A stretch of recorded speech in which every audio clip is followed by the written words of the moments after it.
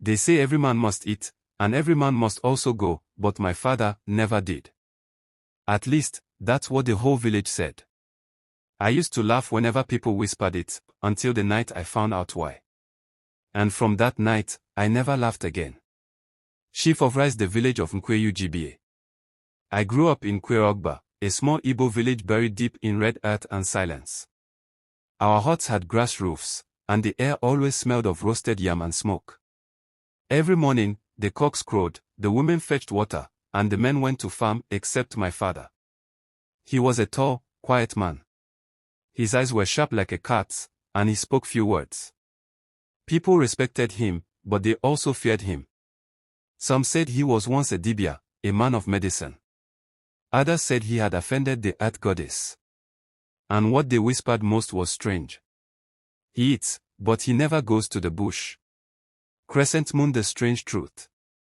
As a child, I thought it was just gossip. But one night, when the moon was full and the air was heavy, I noticed something. I saw my father eating a full plate of fufu and bitter leaf soup, meat and all, yet, when I woke the next morning, his plate was spotless, but there was never any trace of him leaving the hut. He never carried a lantern to the bush like other men. He never squatted behind the banana trees. And he never, ever smelled like one who had gone. Mother told me never to ask. She said, some things are better left inside. But I couldn't rest. I had to know. Full moon, the night of the whisper. It was during a full market day, after the moon festival. The air was thick with the smell of burning palm oil and bush meat. Father sat quietly under the Udola tree, his shadow long and still. I crept behind him, my heart beating like an Ojin drum. Then I heard it, a voice, faint, like it came from inside the earth. You owe us, Izendu, you owe the earth. My father froze. The ground trembled softly. Then he whispered, not tonight, please. The voice hissed back, you took what belonged to us. You will never give it back, so we will take everything inside you. I didn't understand, until his eyes turned white like ashes, and his stomach growled like thunder. He stood, clutching his belly, groaning softly, but he didn't move toward the bush. New moon, the curse. That night, I woke to the sound of soft crying. It was Mother. She was kneeling beside him, placing the white chalk on his stomach. I hid behind the bamboo wall, peeking through the cracks. My father whispered, they cursed me. The earth goddess took my inside. Then he lifted his wrapper slightly, and I saw it. His stomach didn't move like a man's. It was smooth, tight, with no navel.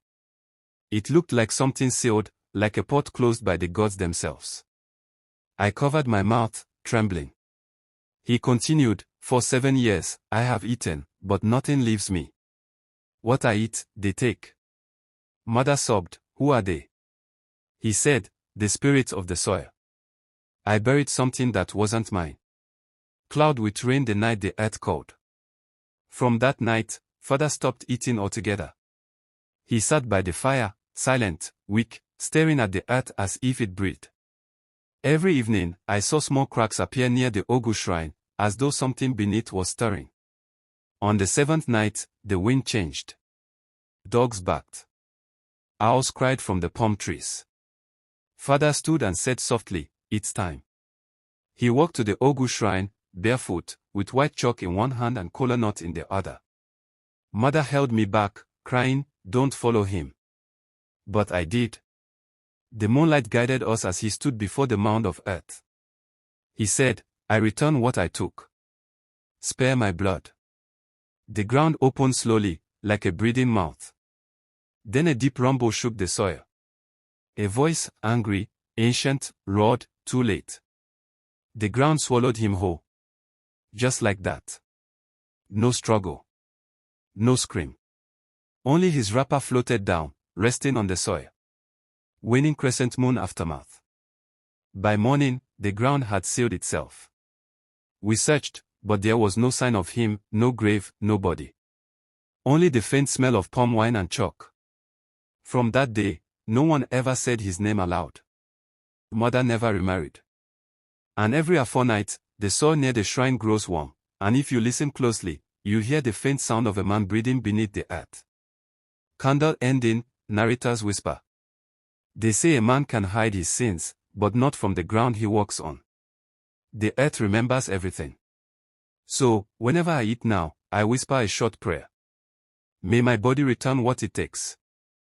Because I have seen what happens when the earth takes it back.